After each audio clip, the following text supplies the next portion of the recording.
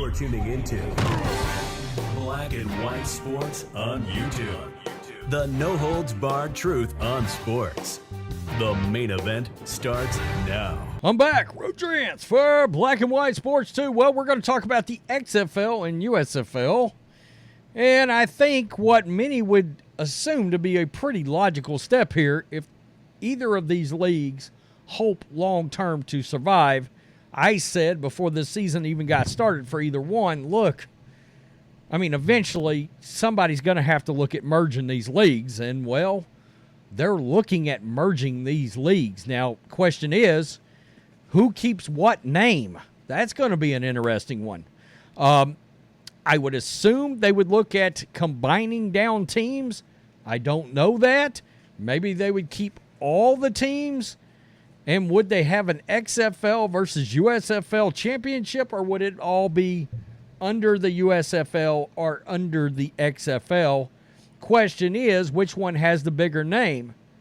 Believe it or not, now I think it's the XFL, and I can't believe I would say that because I'm at an age where the USFL had real value, real talent, real NFL talent, and was real viable and all over the television. I mean, both these leagues, they've got the television part down, considering ESPN, ABC, Fox, and NBC are all involved here. So let's get to this. I will tell you one place that I believe that this is a very big deal, and it is talent. And we'll get to that in a minute. This is Axios. They're the ones that broke the news. Pro Football Leagues XFL and USFL are in advanced talks to merge. 3 sources familiar with the situation tells Axios. Combining the two may be the smartest path forward for the leagues given the challenges and the history of failure for NFL alternatives. Keep in mind, there is an association between the XFL and the NFL. You got to wonder at some point, does the NFL figure out a way to get the Shield logo somewhere? Okay, will that make a difference? I don't know. Will it become a breeding ground for new coaches, new talent? You know, there's been a bang of the drum for a minor league for the NFL for a long time. And look, there has been talent that has went up and down, up and down. We know with these leagues. The merger would be structured as a merger of equals and would require regulatory approval. One of the sources said the leagues hope to combine before the 2024 seasons. Fox owns the USFL, while the XFL is owned by Dwayne "The Rock" Johnson, his business partner Danny Garcia, and Redbird Capital Partners. Game broadcasts of the combined league are likely split between Fox and XFL media partner Disney, according to the source. Also keep in mind, the XFL is going to be more valuable to Disney when you consider, let's say by chance, and I'm sure Disney is somewhere freaking out right now because of the Hollywood writer's strike, actors, writers, I mean, hell, The Rock is shown back up to the WWE, and there's word has it, he's going to be hanging around until he wrestles Roman Reigns because he doesn't have any movies in the pipeline, really and truly. There's nothing going on there. Same reason John Cena is back all of a sudden.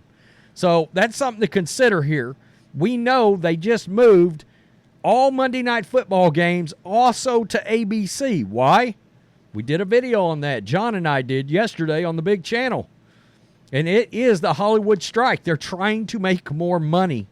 They have to have more content, and sports is logical. It really is. The USFL also has a broadcast agreement with NBC, although it's not determined if that would continue. An announcement of the deal could come as early as this week. Non-NFL pro leagues have failed mostly to catch on with fans despite several attempts. The original USFL was a competitor of the NFL for talent and managed to lure future stars like Herschel Walker and Steve Young. If you ever go back, Jim Kelly is another one that came out of that league. If you go back and look at the NFL/USFL talent, it is a who's who of NFL legends and Hall of Famers. More have come and gone, including the Alliance of American Football. The longest-running spring football league was from the NFL itself, the NFL Europe, which served as a developmental league from 1989 to 2007. The league shuttered it in favor of staging their own games overseas. Fox executives have previously said the USFL has been profitable and plan to invest more in spring football, while the XFL lost $60 million for the first season under Johnson.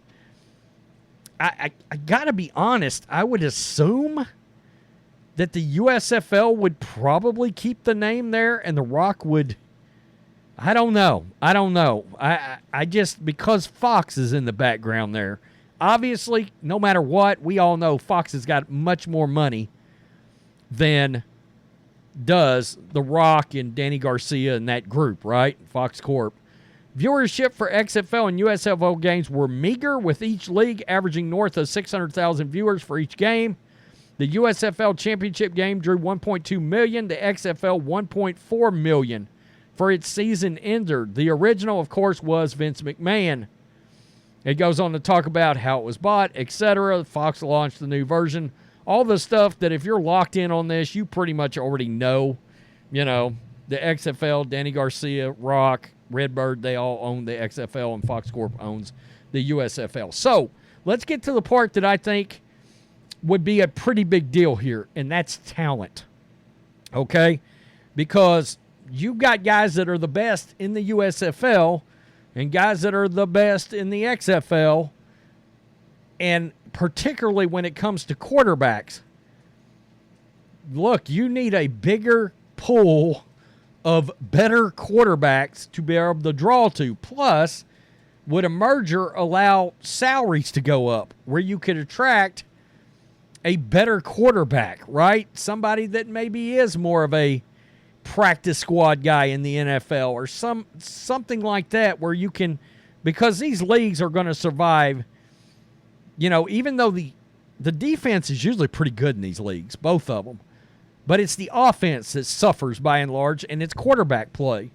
You need access to the best quarterbacks in the offseason you can possibly get. It's the only way to make your product more watchable. I think that's why the XFL from 2 years ago, back the COVID year, people forget that league came back. It was doing very well in the ratings. And the last week it was active, it was still pulling over 1 million viewers. And the quarterback play was absolutely better. And the attendance was better too. The fact is, and I will continue to say this, the XFL that Vince brought back, I think it would have made it another season because it was working. It was working for Vince. But then COVID happened and they lost all of that attendance. And it killed the league again.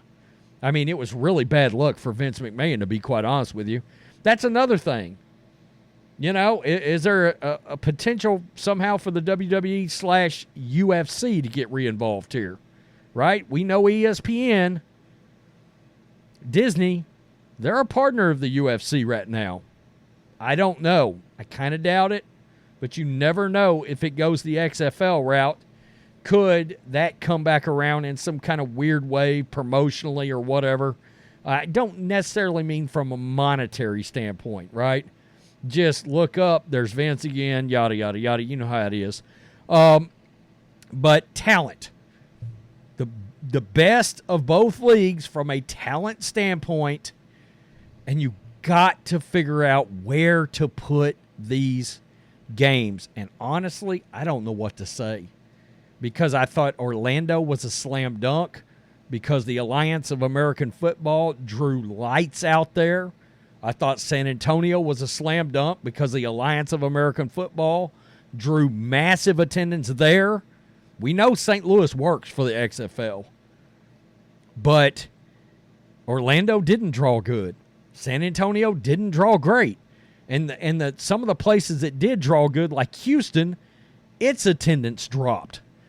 Don't know why. Don't know if people were just like, you know what, this isn't going to work out, so we're not going to get reinvested again. I don't know. I don't know why they didn't show up.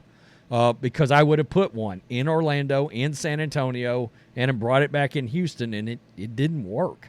And, of course, the USFL has got to quit playing games in front of largely empty stadiums. And I know travel and that investment for the USFL is an issue. And maybe that's part of this. So tell me what you think. I think this is the best idea if they hope it to work. And the other thing is, ultimately, I think ultimately there's got to be an NFL logo involved somewhere.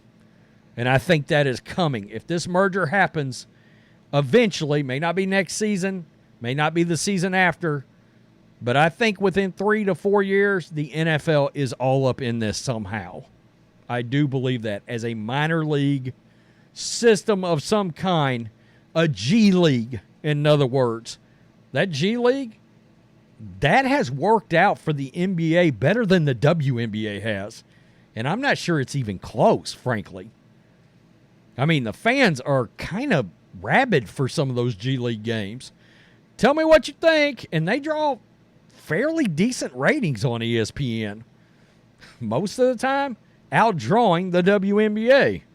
Tell me what you think. Peace. I'm out. Till next time. Thanks for watching the show. Be sure to like, comment, and subscribe. Be sure to tune in next time on Black and White Sports.